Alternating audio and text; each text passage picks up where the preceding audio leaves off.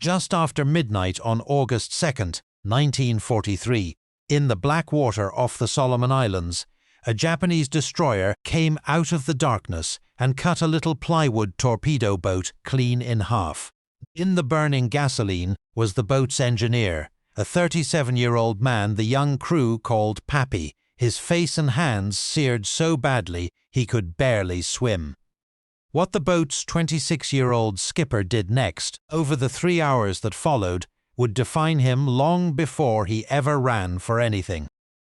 He put the strap of the burned man's life jacket between his teeth, and he started to swim. The skipper's name was John Kennedy.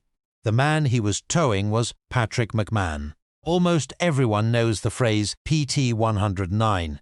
Far fewer know that the story turns on a single act of will in the water and on the man it saved. Patrick McMahon was not a young hero out of a recruiting poster. He was the oldest man aboard by more than a decade, a quiet machinist old enough to be a father to most of the crew, which is exactly why they called him Pappy. When the destroyer struck, the explosion and the burning fuel should have been the end of him. That he lived to become a footnote in a future president's biography, and then to live a long, full life of his own, is because Jack Kennedy refused to let go of a strap. To feel the weight of that night, you have to know who these two men were before it. One was a wealthy, Harvard-educated ambassador's son, sickly his whole life, who had pulled strings to get into the fight rather than out of it. The other was a working-class machinist from small-town Illinois, a grown man doing an engine room job in a young man's war. In peacetime they would never have met. In the narrow steel and plywood world of a torpedo boat, their lives were about to be knotted together by a Japanese destroyer's bow. Start with the boat and the collision that should have killed them both. Patrick Henry McMahon was born in 1906 in Wyanett, Illinois, and he came to the war already a grown man of 36, a machinist's mate who knew engines the way younger men knew baseball scores. Assigned to motor torpedo boat 109 in the Solomons, he was the old hand in the engine room, calm, competent, and well-liked, the steadying Pappy of a crew of kids. Above him, commanding the boat, was Lieutenant Junior Grade John F. Kennedy, 26, the son of the former ambassador to Britain, a young officer with a bad back and a worse stomach and a stubborn determination to prove himself. The two men respected each other. The war was about to test that bond past its limit. On the moonless night of August 1st into 2nd, PT 109 idled in Blackett Strait with her engines low, hunting Japanese ships in near-total darkness. Out of that darkness, at high speed, came the destroyer Amagiri. There was almost no time. The great steel bow sheared through the wooden boat, splitting her in two, spilling men and fire into the sea. 2 of the 13 aboard were killed instantly. The rest were flung into the water among burning gasoline, and there, badly burned across his face, hands and arms, was Pappy McMahon, alive but barely able to move, drifting in a spreading slick of flame. Kennedy, a varsity swimmer at Harvard, found McMahon in the water and saw at once that the older man could not save himself. What Kennedy did has passed into legend precisely because it is so simple and so hard. He took the long strap of McMahon's life jacket, clenched it between his teeth, and began to swim on his back toward a distant scrap of island, dragging the helpless man behind him. Not for minutes. For hours. Through dark open ocean, with a wrecked back and a body that had been sick for years, Kennedy swam and pulled and swam again, the strap biting into his jaw, McMahon's burned weight dead in the water behind him. How far he towed him, and what the two of them endured on the islands over the next 6 days before anyone came, is where this story is going. Because reaching that first island was only the beginning. There was no food, no fresh water, and no sign that the Navy even knew they were alive. Only a scattering of enemy-held specks of land and a young officer who would not stop moving. What finally brought rescue was not a warship or a plane. It was a coconut, 2 islanders, and a message scratched with a knife. Keep the burned man on Kennedy's back in mind as the days without water begin. Hold the scale of it. 13 men aboard, 2 killed in the collision, 11 in the water. A tow of roughly 3 miles to the first island, accomplished in about 3 hours with a life jacket strap gripped in the teeth.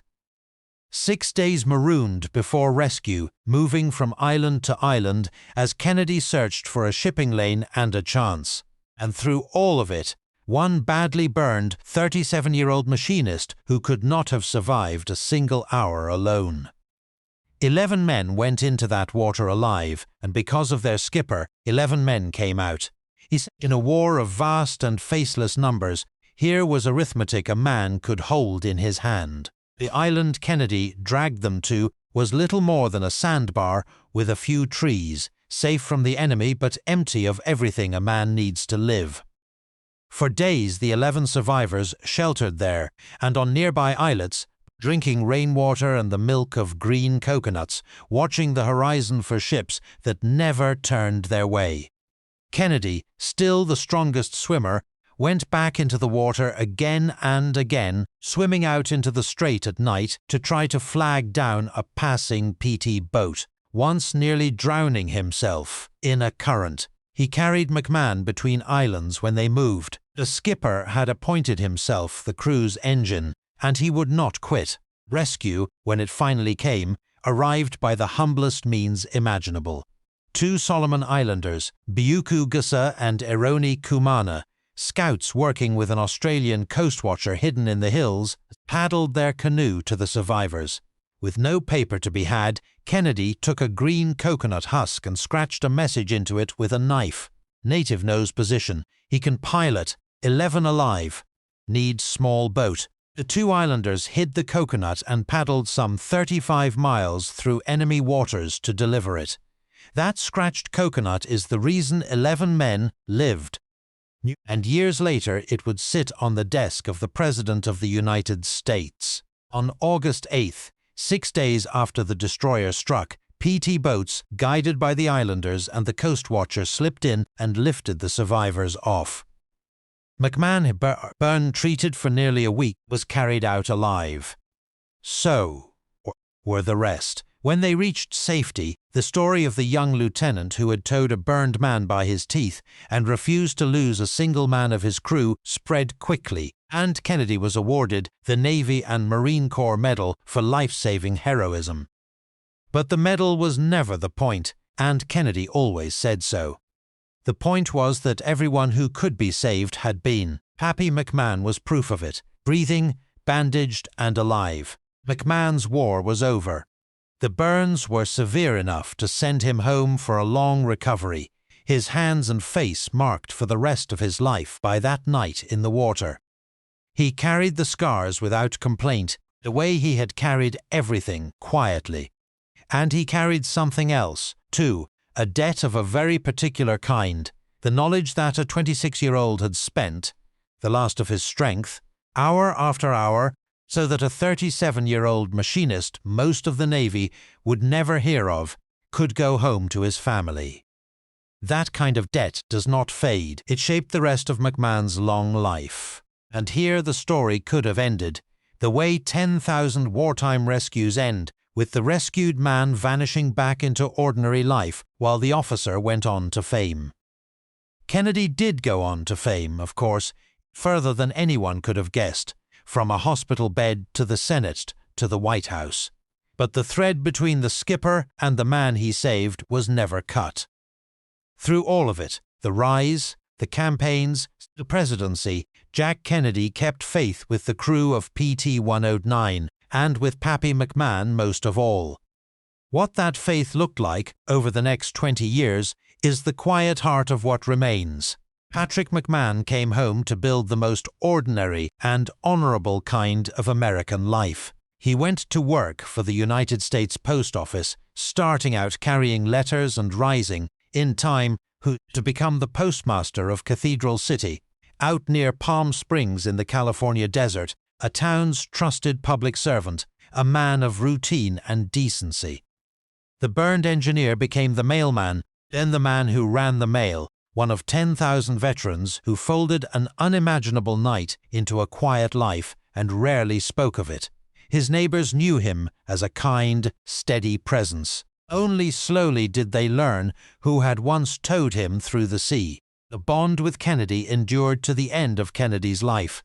The crew of PT-109 remained the president's brothers in a way no political ally ever could be, and McMahon was among them. When Kennedy was inaugurated in 1961, the PT-109 survivors were part of the story woven all through his rise, the war record that was no invention but simple documented fact.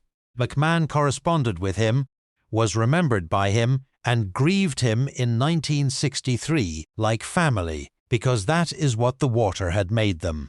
The scratched coconut sat on the president's oval office desk, encased in plastic for anyone who wondered what he was made of.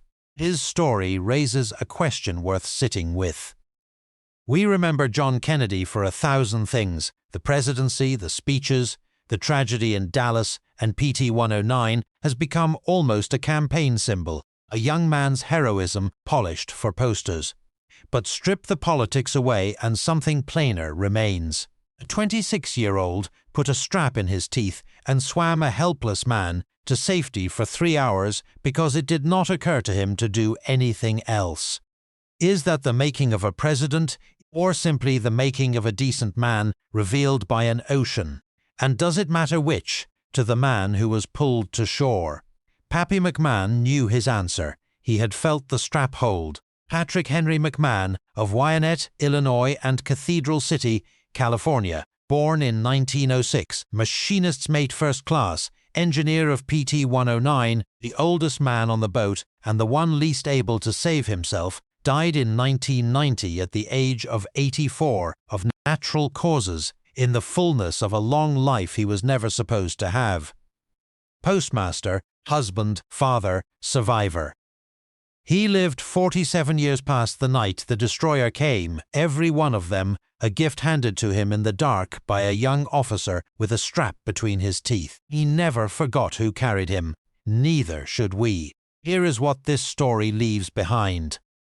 History remembers the young skipper who became a president, and the little boat is nearly a brand now, printed on tie clips and campaign buttons. But the truth underneath the legend is smaller and far greater than any slogan.